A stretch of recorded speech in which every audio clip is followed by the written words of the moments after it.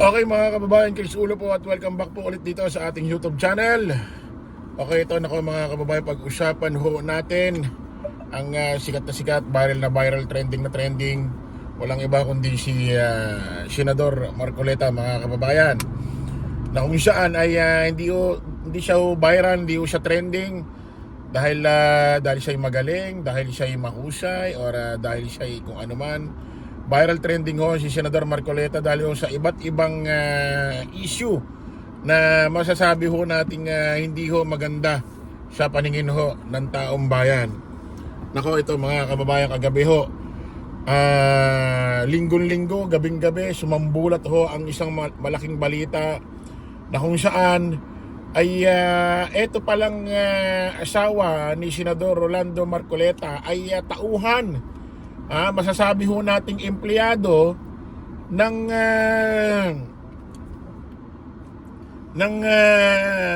mag-asawang Diskaya, dahil ito palang mag-asawang Diskaya ganito pala ka-big time.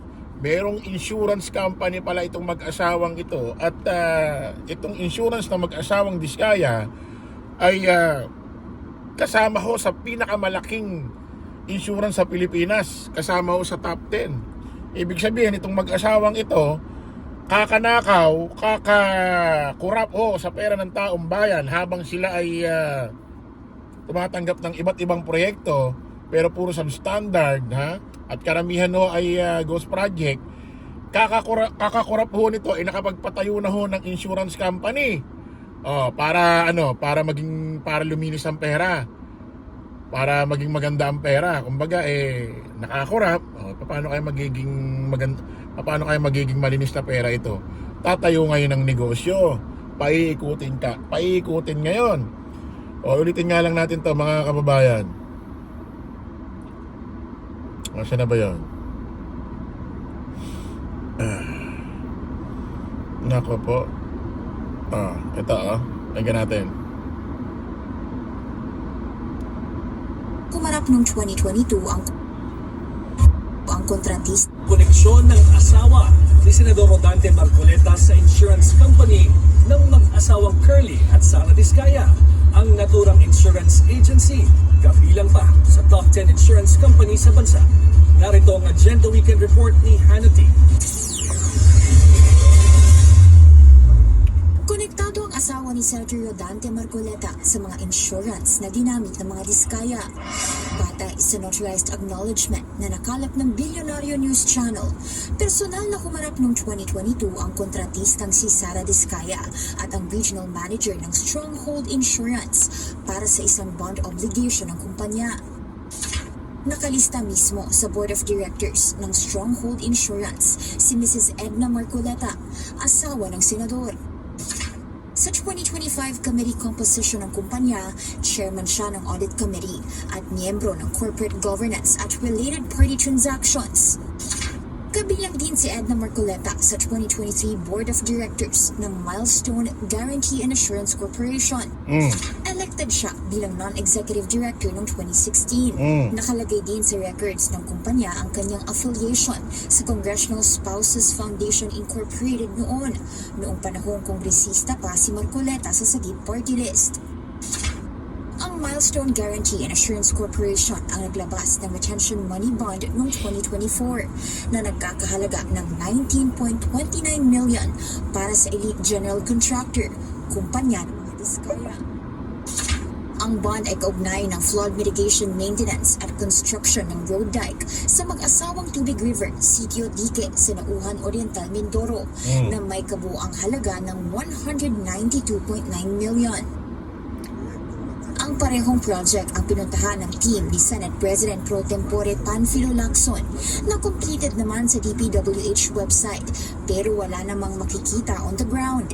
Nasaan ang halos 193 million na pondo sa Sitio Dique noong 2024? Eksaktong lokasyon na aming pinuntahan sapagkat consistent ito sa coordinates na nakalathala sa DPWH at sa sumbong sa Pangulo website. Guni-guni o guni-guni? Ang Ang bayan ng Nauhan Oriental Mindoro ang isa sa mga kinall out ni Lacson dahil sa laki ng pondo sa flood control pero laging binabaha.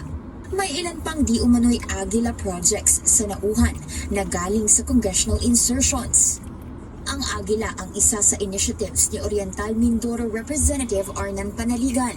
Ayan, maliwanag ho mga kababayan, mga ka-analyze. Lumalabas, itong asawa ho ni Senador Rodante Marcoleta ay may kaugnayan ho, may connection ho sa mag-asawang Diskaya at dun ho mismo sa kanilang negosyo na insurance company or agency. Lumalabas, empleyado tauhan pala ito ng mga Diskaya. Actually mga kababayan, may kumakalat ho na documents sa social media, especially sa Facebook, na kung saan may mga nag-trace na. Ito ho yung pangalan ng insurance agency or company ng mag-asawang Diskaya. Ang pangalan, Stronghold Insurance Company Incorporated. Aba, talaga nagtayo ng insurance itong mag-asawa para umikot ang pera, magmukhang malinis ang labas. Ganyan ho ginagawa ng iba eh. Ito yung mga board member ba to? Corporate officers. Ayan ho. Ito ho. Ayan ho kumakalat sa Facebook ngayon. May nag-search kasi malamang nasa website yan or Google. Corporate officers. May mga lumabas yung pangalan dito. 1, 2, 3, 4, 5, 6, 7, 8. Pangwalo, dulong-dulo. Asawa niya. Ayan ho. May bilog. Ayan ho. Basahin natin. Mrs. Edna M. Marcoleta.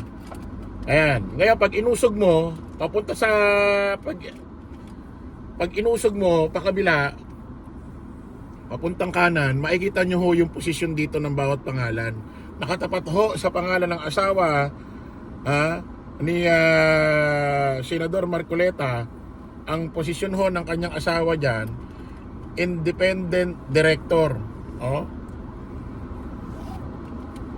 Lumalabas, may ugnayan pa rin. Empleyado. Empleyado. Tauhan siya ho ng mag-asawang Diskaya. Kaya naman pala ito si Rolando Marcoleta, itong si Senador Marcoleta, para bang ang dating gustong ipagtanggol, iligtas itong mag-asawang Diskaya at ilagay sa witness protection program. Kaya naman pala concern itong taong ito. Kaya pala yung buong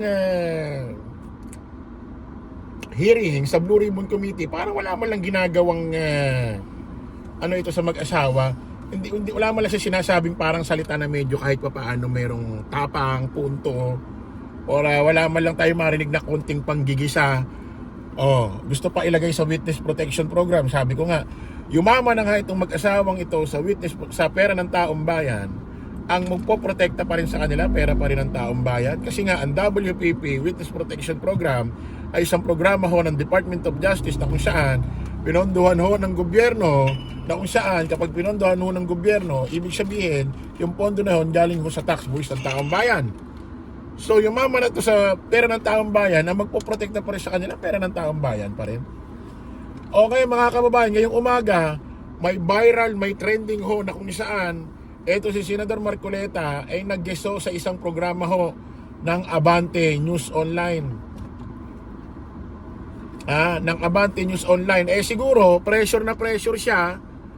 At alam mo yon, pressure na dahil na nabuking na itong asawa niya ay tauhan ng mga mag-asawang Diskaya, nakipag-away, inaway ho yung host or mga news anchor ho ng Abante News Online.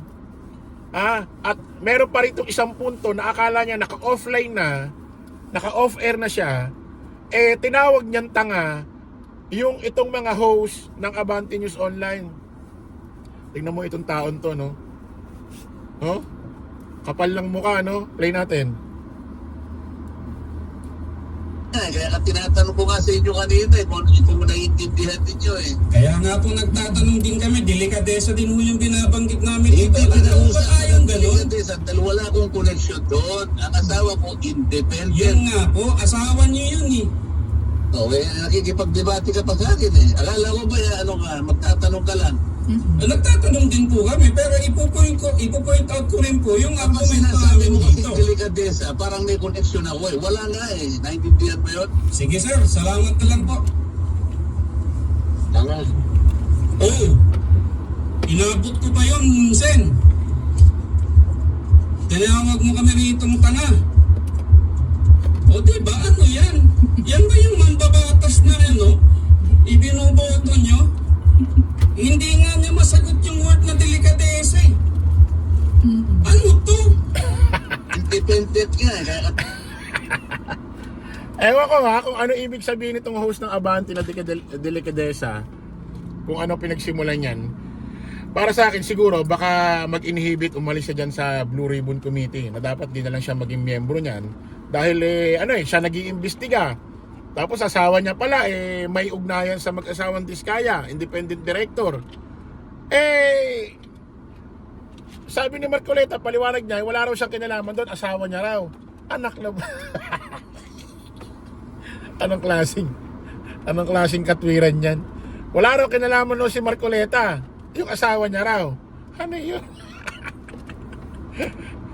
Senador Marcoleta, alam ko abogado ka, pero hindi naman sa lahat ng bagay, kahit abogado ka, lahat ng bagay, mapapalusutan mo.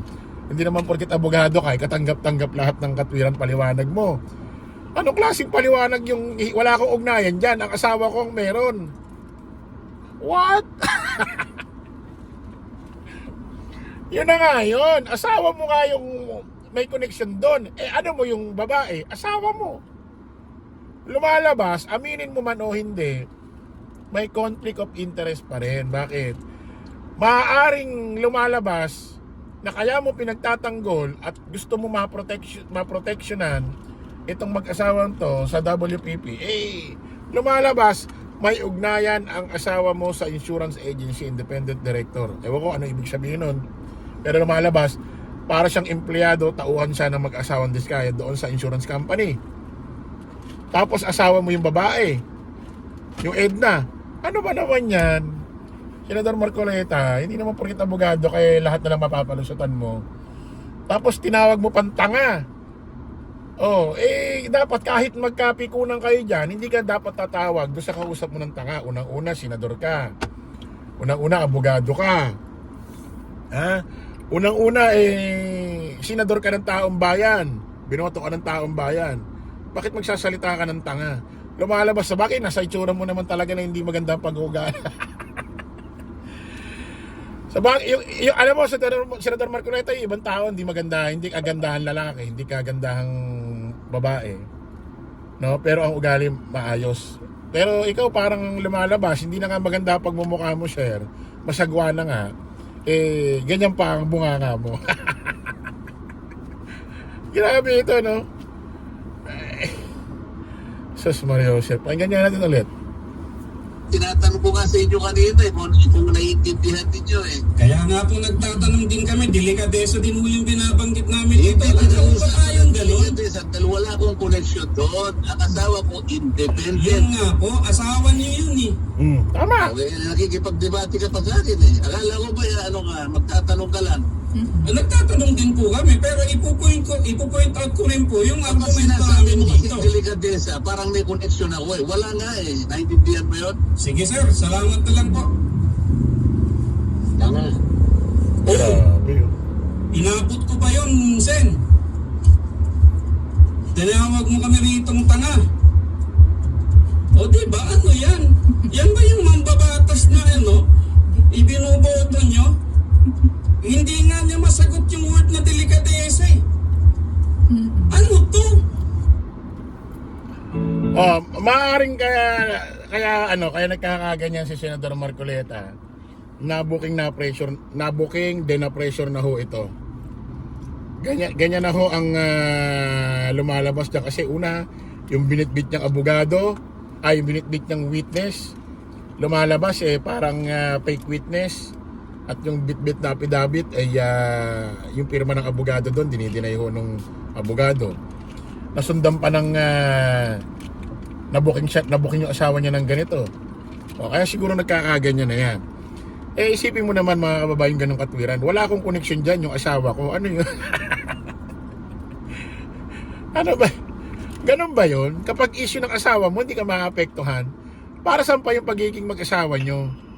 Kung hindi ka apektado doon sa bagay na nai-issue sa misis mo. Ano ba naman yan, Senador Marcoleta? Naging abogado ka lang, akala mo lahat ng katwiran, paliwanag mo, excuses mo, umiiral na sa lahat ng bagay. O dahil ho dyan, itong Abante, ay itong mga nakausap niya, itong host, no? Itong mga nakausap niyang host, especially yung lalaki na nagsasalita. O ano na ba nangyari dito? Ba't di na makita?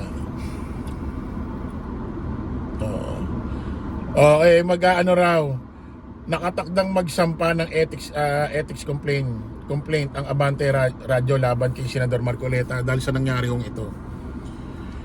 O ewan natin kung mag-granted yan or ano, kasi nangyari ito hindi naman sa loob ng, ewan ko lang kung anong policy nila dyan, pero nangyari kasi ito hindi naman sa loob ng Senate, no? So pero tignan natin kung mag-granted ho ito, mga kababayan. Kita ulit tayo sa panibagong vlog. Tutok-tutok po tayo dito sa ating YouTube channel. Bye-bye po.